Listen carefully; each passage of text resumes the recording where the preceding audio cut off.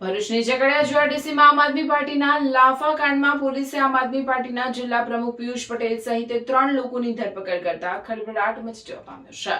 ભરૂચ જિલ્લામાં ચર્ચાસ્પદ બનેલા આમ આદમી પાર્ટીના લાફા કાંડ મામલે ઝઘડિયા જીઆઈડીસી પોલીસે વધુ કાર્યવાહી હાથ ધરી છે।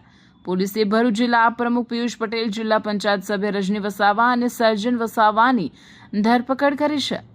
એપ્રિલ 2024 દરમિયાન ઝઘડિયા જીઆઈડીસી સ્થિત મેટ્રોપોલિટન એક્ઝિકેમ કંપનીમાં આગ લાગવાની ઘટના બાદ પોલીસ અને એક વ્યક્તિ સાથે થયેલી તકરારના મામલે ગુનો નોંધાયો હતો। આ કેસમાં ટ્રેસ પાસિંગ, મારામારી સહિતની વિવિધ કલમો હેઠળ કાર્યવાહી કરવામાં આવી હતી।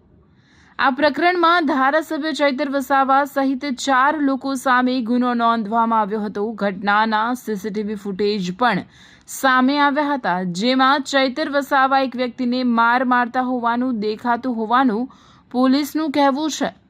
ઉલ્લેખનીય છે કે ચૈતર વસાવા હાલમાં વનકર્મીઓ પર હુમલાના અન્ય એક કેસમાં જેલમાં બંધ છે। પોલીસ દ્વારા સમગ્ર મામલે વધુ તપાસ હાથ ધરવામાં આવી રહી છે। આ તરફ આમ આદમી પાર્ટીના આગેવાનોએ ભાજપ સરકાર પર આકરા પ્રહાર કર્યા હતા। જે ઘટના ઝઘડિયા જીઆઈડીસીની મેટ્રોપોલિટન કંપનીમાં બનેલી હતી, માન્ય ધારાસભ્ય શ્રી ચૈતરભાઈ વસાવાની સાથે એ ઘટનામાં આમ આદમી પાર્ટીના જે આગેવાનો છે એમના પર પણ ફરિયાદ દાખલ કરવામાં આવી છે અને એના માટે જ્યારે સમન્સ પાઠવવામાં આવ્યો હતો અને અમે એમની સાથે અહીંયા આવેલા હતા ત્યારે ઝઘડિયા જીઆઈડીસી પોલીસ સ્ટેશનમાં આખો દિવસ એમની પૂછપરછ કરવામાં આવી અને સાંજે એમની ધરપકડ કરવામાં આવી છે।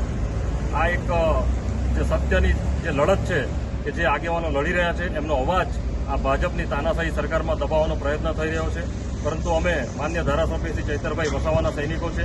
એમની આ લડતમાં, પ્રજાની આ લડતમાં, પ્રજાને ન્યાય અપાવવાની લડતમાં હર હંમેશા અમે અગ્રેસર રહીશું। અમારો અવાજ ક્યારે પણ આ ભાજપના લોકો દબાવી નહીં શકે। આવતીકાલે ઝઘડિયા જ્યુડિશિયલ કોર્ટમાં આ લોકોને હાજર કરવામાં આવશે ત્યારે અમને ન્યાયતંત્ર પર પૂરો ભરોસો છે કે સત્યની આ લડાઈમાં સત્યની જીત થશે અને આવનાર દિવસોમાં અમારી આ લડત અટકવાની નથી। ગમે એટલા આ લોકો અમને દબાવવાનો પ્રયત્ન કરશે, પરંતુ અમે હર હંમેશ પ્રજાને ન્યાય અપાવવા માટે પ્રજાની સાથે ખભેથી ખભા મિલાવીને પ્રજાની આ લડતમાં અમે હર હંમેશા અગ્રેસર રહીશું।